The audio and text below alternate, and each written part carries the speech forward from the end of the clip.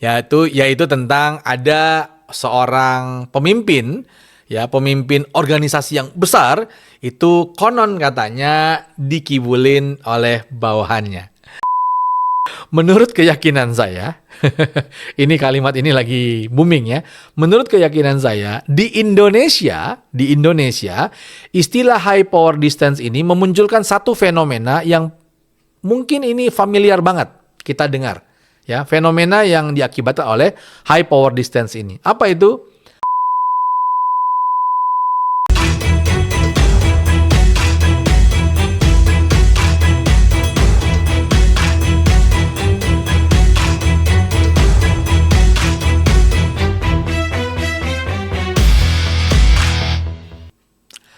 Assalamualaikum warahmatullahi wabarakatuh. Samsul Hatta di sini. Ketemu lagi dalam podcast Teman Hatta, tempat yang paling sip untuk ngobrolin leadership.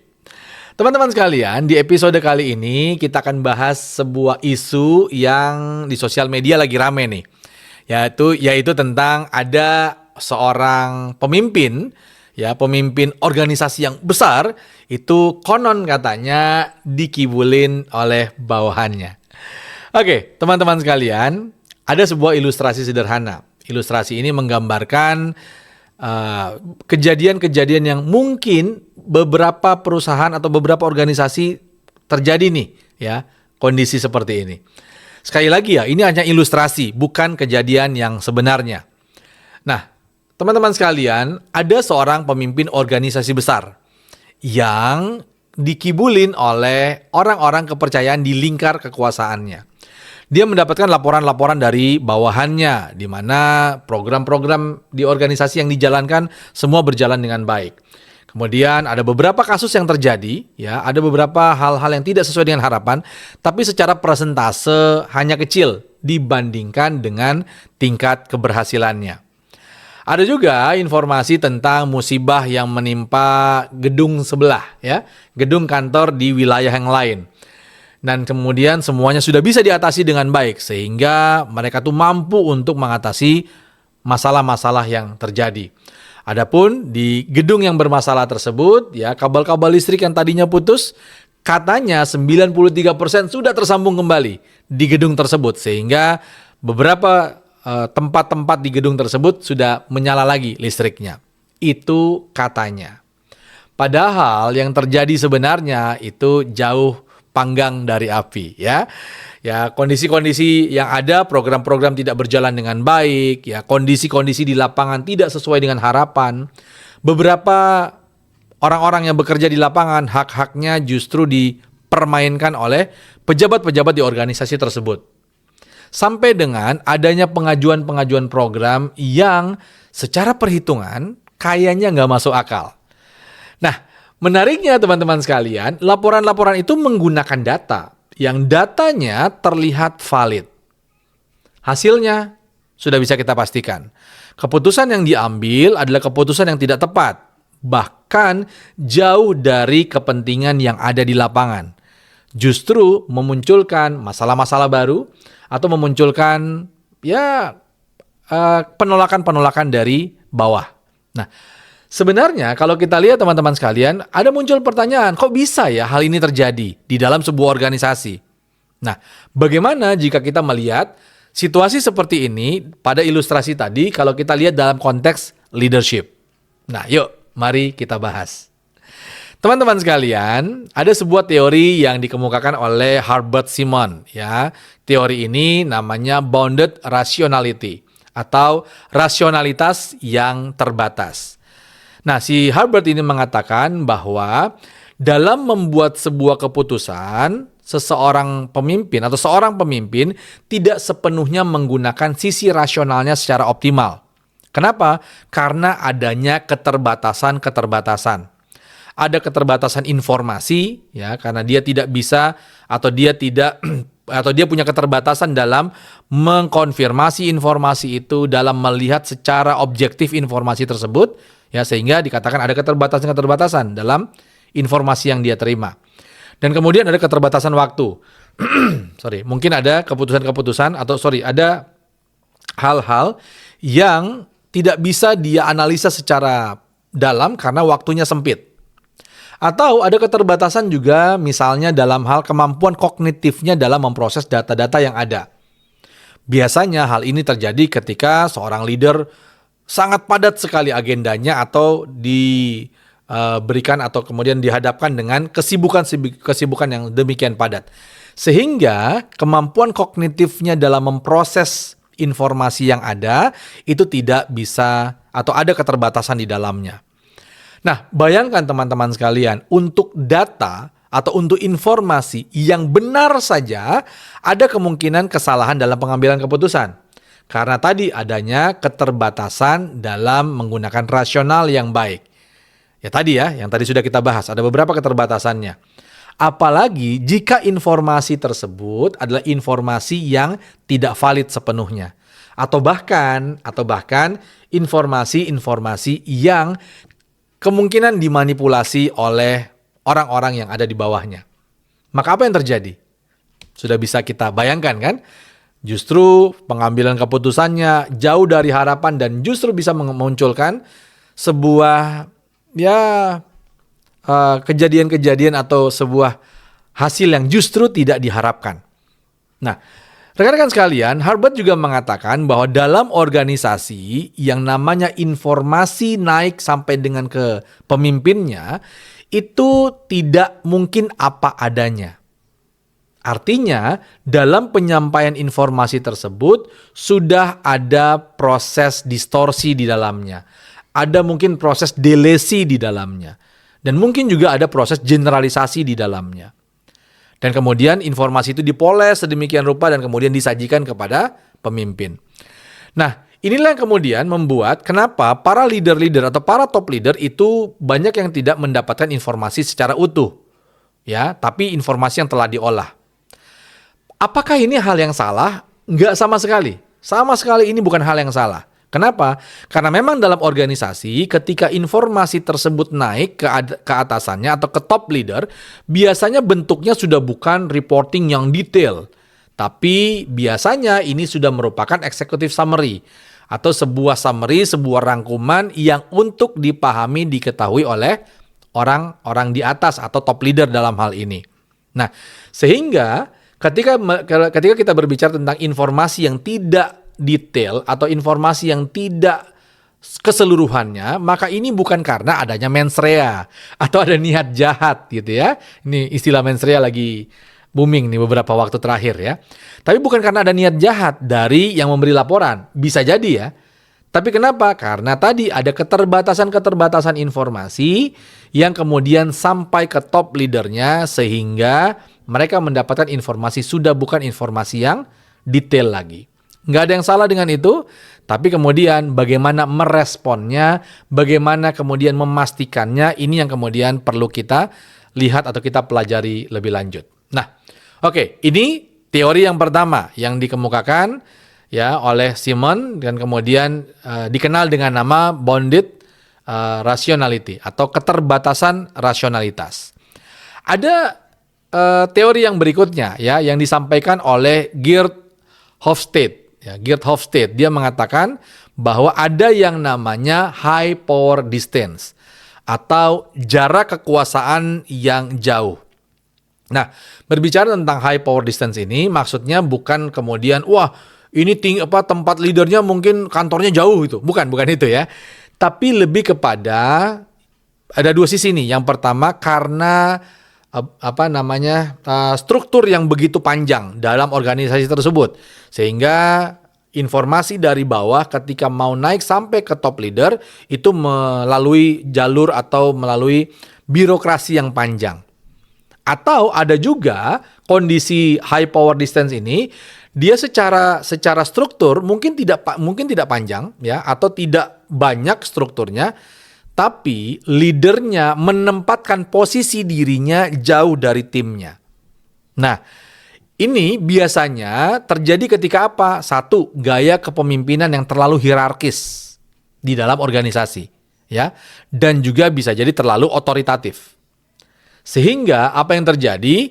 Ya gaya kepemimpinan ini membuat informasi ketika mau sampai ke top leader atau mungkin ke leader di atasnya karena dia menempatkan dirinya jauh dari bawahannya, atau biasa kita sebut dengan dia terlalu eksklusif, ya, menganggap dirinya terlalu eksklusif.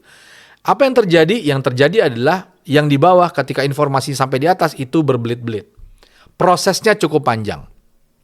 Nah, ada juga ya model seperti ini, ya model gaya kepemimpinan yang hierarkis ini, kemudian bisa membuat bias informasi, ya terjadinya bias informasi. Bayangkan, misalnya ada di organisasi itu ya, ada misalnya karyawan, kemudian ada team leader, ada supervisor, ada superintendent, atau ada senior supervisor dulu, ada superintendent, ada manager, ada VP, kemudian ada CEO atau top leadernya. Cukup panjang. Nah, untuk organisasi yang sangat hierarkis, maka dia ketika informasi ini datang atas ke bawah ya, atas ke bawah maupun bawah ke atas. Sama, ini melalui tahapan-tahapan yang cukup panjang. Dari bawah misalnya ada informasi tertentu, untuk sampai ke atas dia kemudian melalui jenjang-jenjang ini. Sama juga ketika dari atas ingin menyampaikan sesuatu atau ingin mengetahui sesuatu, ya, informasi sesuatu dari apa yang terjadi di lapangan, maka prosesnya kalau sangat hierarkis, prosesnya akan sangat berjenjang. Yang terjadi apa? Nah, saya mengilustrasikan gini rekan-rekan sekalian. Pernah nggak teman-teman main, ada sebuah permainan yang namanya kata berkait. Nah, di mana misal ada 5 orang berbaris ke depan, orang yang di paling belakang ya diberikan sebuah informasi, kata-kata. Kemudian dia perlu menyampaikan ke orang di depannya. Orang keempat menyampaikan ke orang ketiga, orang ketiga menyampaikan ke orang kedua, orang kedua menyampaikan ke orang pertama disuruh mengulangi. Apa yang terjadi? Yang disampaikan oleh orang kelima kepada orang keempat bisa jadi berbeda dengan apa yang disampaikan oleh orang pertama di hasil akhirnya. Kenapa begitu?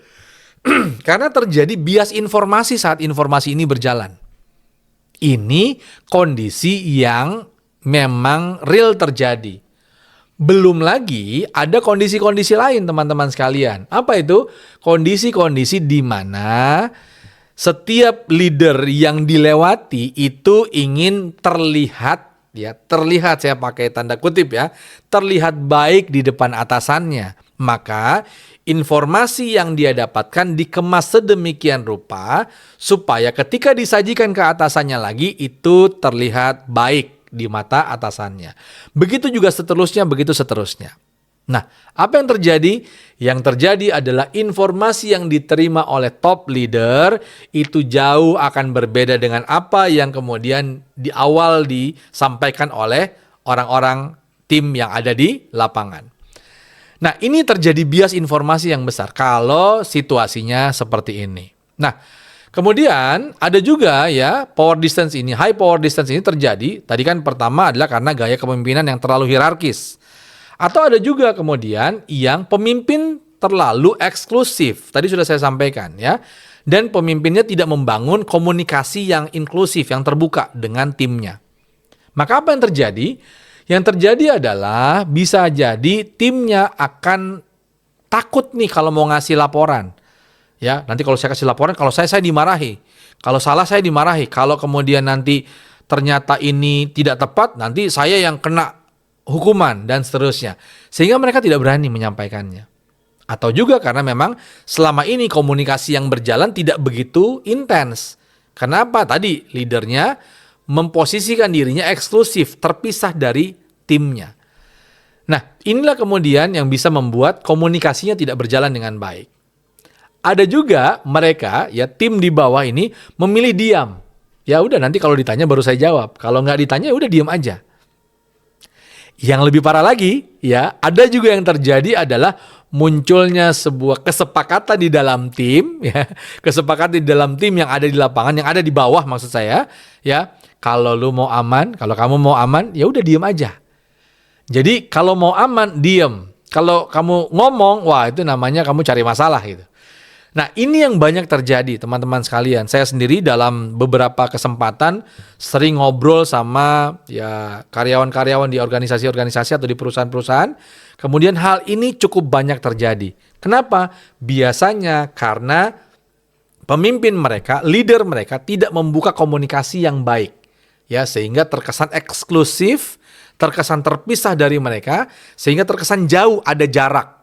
Ya, inilah kemudian disebut dengan high power distance. Nah, teman-teman sekalian, dalam teori ini juga si Geert ini mengatakan bahwa organisasi yang terdapat high power distance, ya, yang terjadi high power distance di dalamnya, itu bawahannya atau orang-orang tim-tim yang ada di bawah itu hampir selalu segan untuk menyampaikan kabar-kabar yang tidak menyenangkan. Kabar buruk misalnya. Itu hampir biasanya ya beberapa yang terjadi atau mungkin banyak ya yang terjadi justru ditutup. Mereka berusaha menyelesaikan sendiri atau memang ditutup supaya tidak sampai ke atasannya. Nah, ini yang biasanya terjadi kalau di organisasi yang terjadi atau terdapat high power distance ini, ya. Nah, informasi tersebut mungkin kalaupun disampaikan akan dikemas sedemikian rupa sehingga atasannya akan aman-aman saja ketika mendengarkan informasi ini. Nah, yang berikutnya yang kata si Geert ini ya, dia mengatakan bahwa bisa jadi juga yang terjadi adalah atasan akan jarang ditantang, di-challenge untuk permasalahan-permasalahan yang real. Kenapa begitu? Ya iya, karena permasalahan realnya ditutupin kan. Atau yang dikasih tahu itu sudah bukan masalah yang real lagi, tapi sudah masalah sih, tetap masalah bentuknya, tapi sudah dengan bumbu-bumbu pemanis sehingga tidak terkesan begitu begitu besar permasalahan ini. Apa yang terjadi? Ya ulangi lagi dari yang awal kita bahas, keputusan yang akan diturunkan adalah keputusan yang tidak tepat jadinya. Nah, teman-teman sekalian, ini yang kemudian kita lihat dari fenomena high power distance ini. Nah, menariknya teman-teman sekalian, menurut keyakinan saya, ini kalimat ini lagi booming ya. Menurut keyakinan saya, di Indonesia, istilah high power distance ini memunculkan satu fenomena yang mungkin ini familiar banget kita dengar. Ya, fenomena yang diakibatkan oleh high power distance ini. Apa itu? ABS. Asal Bapak senang. Ya, fenomena ini banyak kita temukan atau mungkin sering kita dengar. Maksudnya gimana? Ya udah, laporannya adalah laporan yang menyenangkan atasan saja, yang menyenangkan leadernya saja, sehingga wah siap Pak, oh semua sudah beres, semua saya sudah beresin Pak, wah semua ini sudah bagus kok Pak, ini berjalannya baik dan seterusnya. Intinya semua yang disampaikan ke atasan itu ABS, asal Bapak senang. Tapi ternyata kejadian yang terjadi di lapangan bisa jadi jauh dari kesenangan atasannya, ya. Kalau atasannya tahu bisa jadi panik tuh atasannya. Tapi karena laporannya adalah laporan yang ABS, asal Bapak senang, maka leader bisa jadi tidak sensitif terhadap kejadian-kejadian yang terjadi di arus bawah atau mungkin di lapangan. Nah, ini ya, ABS atau fenomena ABS ini kalau dibiarkan teman-teman sekalian justru akan membuat organisasi bisa berjalan dengan rem yang aktif. Seolah-olah ada, kalau kita bawa mobilnya, kita ngegas tapi di sisi lain rem tangannya lagi ditarik nih.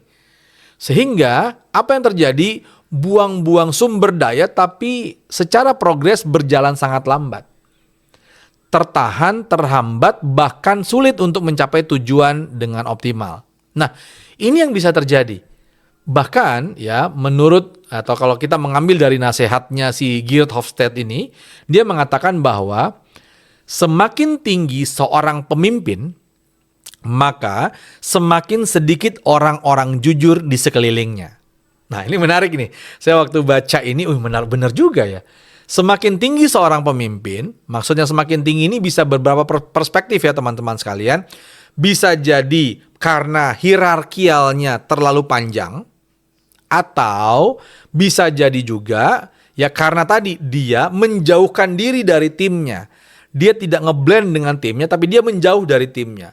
Maka apapun itu, yang pertama karena hierarki yang terlalu panjang atau karena dia menjauhkan diri dari timnya, maka dia akan menemukan orang-orang jujur di sekelilingnya yang akan menyampaikan sesuatu apa adanya itu makin sedikit. Nah, walaupun ya apa yang dikatakan oleh Geert ini tidak 100% pasti benar ya.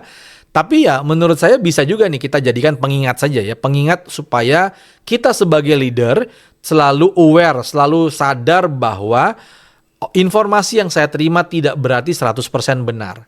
Ada peluang-peluang kesalahan di dalamnya. Ada peluang-peluang mispersepsi di dalamnya. Kita asumsi aja yang ngelapor itu memang tidak punya niat jahat atau tidak punya konteks manipulatif dalam laporan itu. Tapi itu saja bisa berbeda perspektif. Ya, sehingga dengan kesadaran ini kita bisa lebih objektif dalam melihat laporan-laporan yang ada atau melihat informasi-informasi yang kita dapatkan dari bawahan kita.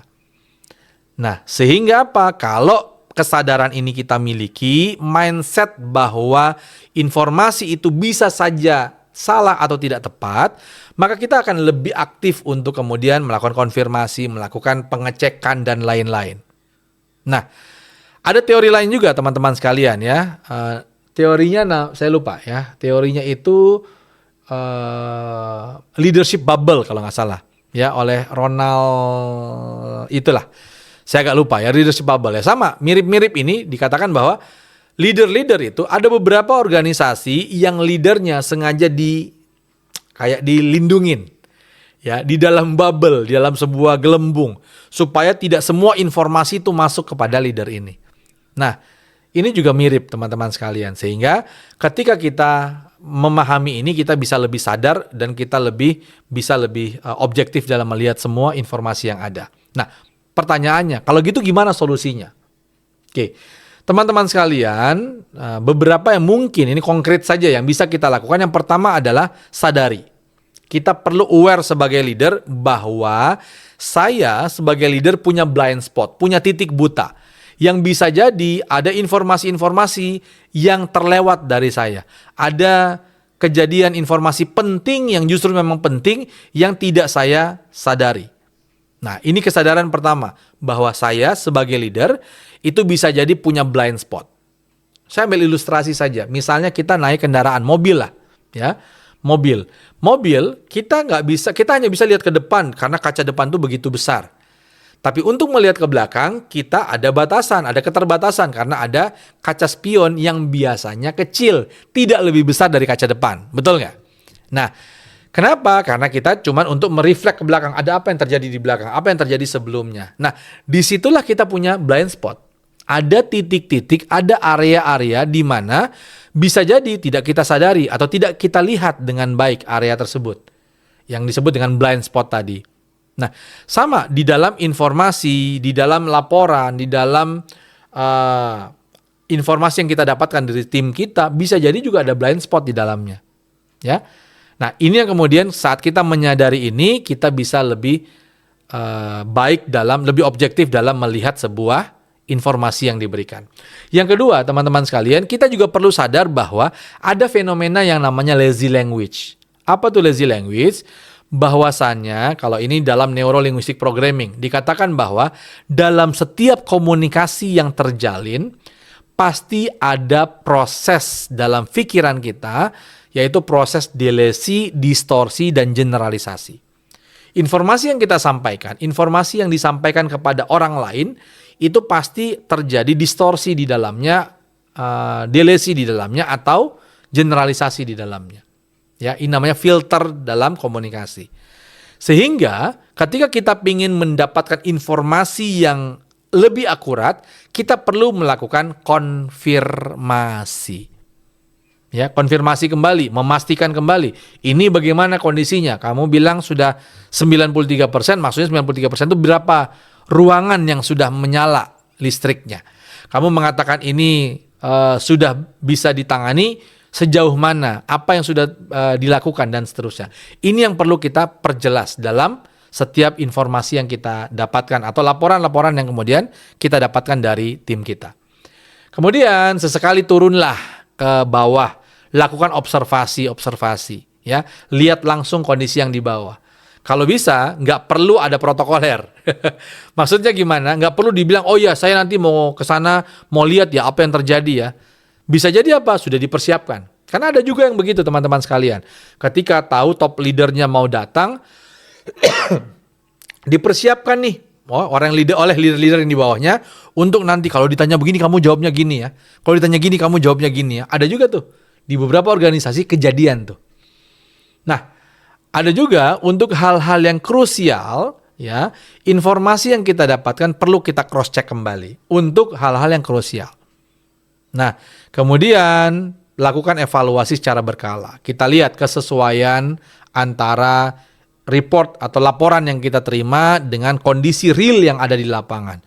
Kita perlu lakukan evaluasi ya supaya kita bisa lihat ya kesesuaian antara laporan yang masuk, progres, kemudian kondisi real yang ada di lapangan.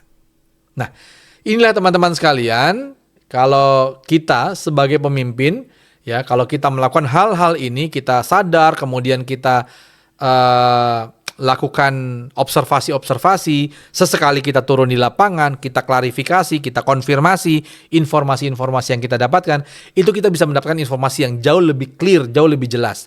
Sehingga kita sebagai leader tahu betul apa yang ada di lapangan. Kita sebagai leader tahu betul apa yang terjadi dengan tim kita. Dan ketika kita melakukan itu, tim juga akan melihat bahwa kita juga punya perhatian kepada mereka. Kita turun langsung bersama dengan mereka. Sehingga trust mereka kepada kita pun akan naik. Ketika trustnya naik, jalur komunikasi akan lebih terbuka, lebih inklusif. Apa yang terjadi? Mereka akan dengan senang hati menyampaikan informasi-informasi penting yang justru kita butuhkan. Atau mereka akan menyampaikan apa-apa yang menjadi blind spotnya kita yang tidak bisa kita lihat. Well, teman-teman sekalian, ini sebuah ilustrasi yang mudah-mudahan kita bisa dapatkan sebuah pembelajaran di dalamnya. Dan mudah-mudahan saya sangat berharap ya obrolan kita ini betul-betul bisa membawa kesadaran. Yang paling penting itu kesadaran dulu. Kesadaran bahwa sebagai leader kita punya blind spot. Ya, dalam informasi yang kita dapatkan pun ini terlepas dari ada peluang atau ada kemungkinan juga terjadi manipulasi data, ya. Terlepas dari itu pun tidak ada kondisi niat jahat atau mensre yang sering kita sebut ya. Nah, itu pun bisa saja terjadi distorsi, generalisasi, dan delesi dalam informasi tersebut. Sehingga dengan kesadaran itu kita bisa mengambil langkah-langkah untuk bisa mendapatkan informasi yang lebih jelas, mendapatkan kondisi real yang ada di dalam tim kita maupun dalam lapangan di bisnis kita. Well, teman-teman sekalian, terima kasih banyak sudah menyimak. Silakan klik like, subscribe, dan share sebanyak-banyaknya jika ini bermanfaat untuk teman-teman sekalian sehingga manfaat ini bisa diperluas ke banyak orang. Sampai jumpa di episode berikutnya. Saya Samsul Hatta. Assalamualaikum warahmatullahi wabarakatuh.